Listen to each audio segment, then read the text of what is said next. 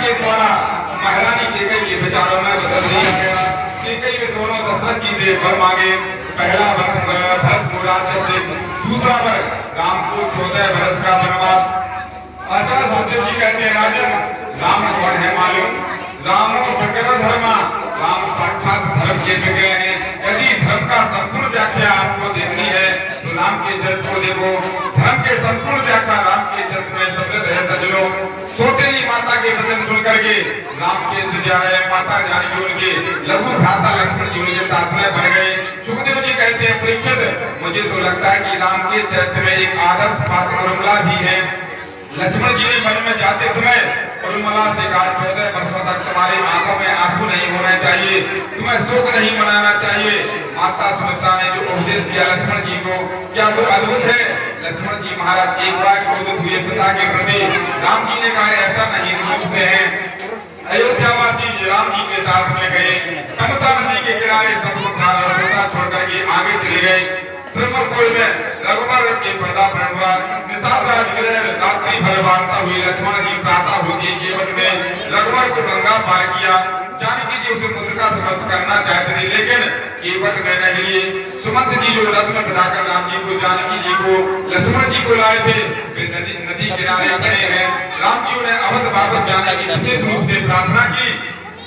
निषाद राजगृह के साथ में भरद्वाज मुनि के आश्रम में दिया राम जी पधारे। प्रयाग और भरद्वाज के साथ में वाल्मीकि जी आश्रम में आए हैं। वाल्मीकि मुनि ने श्री राम अपने स्थान को पूछते हैं।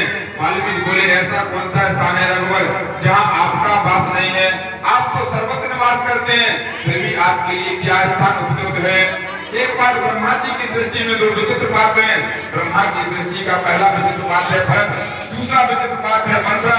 भरत ऐसा अद्भुत पात्र है जिसमें एक भी दोष नहीं है। भरत के चरित्र में लाख प्रयास करने के बाद भी आपको एक दुर्गुण भी नहीं निकल सकते हैं। मंत्रा एक अद्भुत ऐसा पात्र है जिसमें एक भी गुण नहीं है, एक भी सद्गुण नहीं है। आबाल बच्चे बूढ़े सब पिता के संस्कार होने के बाद राम के दर्शन करने गए लेकिन भरत लाख प्रयास के बावजूद राम जी को अवध नहीं लौटा पाए। बहुत प्रार्थना की लेकिन एक बार जो रघुवर के मुंह से कह दी उसे दोबारा कहने का अवसर नहीं कर दिया। चरणपाल का लेकर के भरतलाल आ गए। नंदीग्राम की जमीन के नीचे गुफा में भरत वास करते हैं। आचार्य सुखदेव जी कहते हैं परीक्षित 14 वर्षों तक अयोध्या में किसी ने अपने गांव में जूते नहीं पहने। राम नंगे पैर जूते, हम जूते कैसे पहने। जो लकड़ी की चरणपाल का भी उन्हें भी भरतलाल जी ले आए। 14 वर्ष तक अयोध्या में किसी ने अपने घर में दीपक नहीं जलाया। राम अंधेरे में रहते तो हम दीपक प्रज्वलित कैसे करें। 14 वर्ष तक किसी ने अपने द्वार पर बंधन वाला नहीं बांधा। 14 वर्ष तक अपने बेटे का विवाह नहीं किया क्योंकि विवाह करेंगे तो मंगल गीत गाना होगा, परंतु राम नहीं तो कैसा मंगल। राम ही तो मंगल सूचक है। मेरे प्रभु राघवन अत्रि मुनि के आश्रम में पधारे। अनुसुईया जी ने जानकी जी ने आशीर्वचन कहा। उनके बाद सुदीक्षण के आश्रम पर प्रभु पधारे। अगस्त मुनि के आश्रम पर बहुत समय तक सत्संग किया। धीरे धीरे चलते हुए मेरे रघुवर पंचवटी पर आ गए। श्री राम जी का पदार्पण पंचवटी पर हुआ। सजलों बड़ी बाबरी पंचवटी की भूमि जहाँ 5 सुंदर वृक्ष है जो नासिक में वही पंचवटी है। लक्ष्मण जी ने पर्णकुटी बनाई। राम जी ने उस पर्णकुटी को बंधी के वास करके उसी समय वहाँ नाम की एक सूर्पनखा जी आई। उसने थोड़ा परिचय किया। सूर्पनखा का जो रावण की बहन है। रावण की 2 माताएं हैं। बड़ी माता जी के पुत्र कुबेर जो कैलाश पर्वत पर रहते हैं जिनका बगीचा बहुत सुंदर है। रावण की दूसरी माता जी के 3 पुत्र हैं। एक पुत्री है सबसे बड़ा पुत्र रावण, कुंभकर्ण, सूर्पनखा पे सबसे छोटा विभीषण था।